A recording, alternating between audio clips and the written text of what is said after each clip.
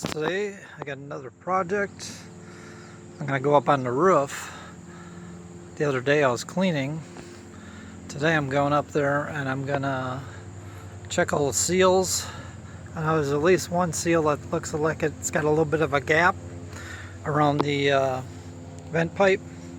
So if you haven't been up on the roof of your RV ever and you want a few tips, you may want to cut some small pieces of plywood like this, or you can put it up on the roof. That'll give you a little extra support because a lot of these RVs don't have good solid roofs. And then I've got a piece of foam where I can kneel on, so I'll be up there a while. And I got some lap sealant. You can do some research on that, see what type of lap sealant you like. Just if you're going to be sealing around any type of pipes or vents or anything, any kind of hole in the roof, you're going to need self-leveling lap sealant. I've got the Dicor, and I've got some brake parts cleaner if I need it. I'm not sure what all I'm going to need. I got my caulk, got some screwdrivers and wrenches and rags, a wire brush, and a drink, some water. So it's a good idea just to get a bucket, put everything you might need. Take more than what you need, that way you don't have to go up and down the ladder so many times. But I was up there a few days ago and just brushed the roof off. I cleaned the roof. It was pretty dirty, and I noticed around the vent pipe it needed resealing. So I'm gonna head up there. I'm gonna look at all the seals now this time. I'll take a good look and seal everything up tight. Once you're up on the roof of your RV, you want to have at least 2 pieces of plywood. If your roof isn't a walkable type, that way you can sit on one piece and move the other and just kind of swap them back and forth. I'd recommend the foam too. And if it's not a walkable roof, there should be a lot of support.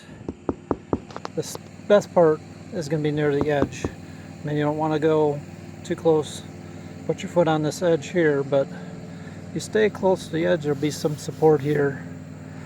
And a lot of your vents like this will have extra wood and extra wood framing around them for support. But you're not going to want to walk, right here on the edge of that. Every roof's different, so you'll have to really check yours and see where most of the support is. But if you have the plywood, you should be safe to go up on just about any roof without falling through or cracking anything. Okay guys, up here on the roof of the RV, and I just want to let everybody know, do not use the FlexSeal In A Can to try to seal your RV roof. A previous owner did this, and you can see it's very brittle. I thought the seals were failing on here, but as I cleaned them up with the wire brush, you can see the seals are really good still. The lap sealant is nice and pliable, and all along the edges here it looked like the seal's lifting, but it's not. It's just that spray on FlexSeal In A Can. So whatever you do, do not apply that to your RV roof, because it gets hard as a rock. I mean, it's extremely hard and brittle. It doesn't stay flexible. Calling it FlexSeal, I don't think so. Not flexible at all. It dried up, and because the original lap sealant is flexible, it ended up looking like this, a cracked mess. The lap sealant underneath is moving, it's pliable, it's expanding, contracting with heat and cooling, and the FlexSeal's not. That's why it looks so terrible. So I've got a job. I'm just going to clean off the loose stuff just so I can keep an eye on the lap sealant. Alright guys, so don't use the FlexSeal In A Can, whatever you do. Okay, so I took the vent pipe cap off just to see, because I heard a lot of creaking noises here, and the boot, the rubber boot around this pipe is because of the there's not a lot of support around here. That boot is just creaking. See, it's a rubber boot around that vent pipe, so that's what the noise was.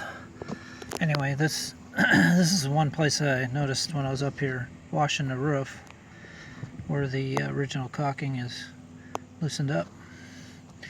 There's a little gap there, so I'm gonna peel away any loose stuff and put a bead in here. I'll just probably bead around this.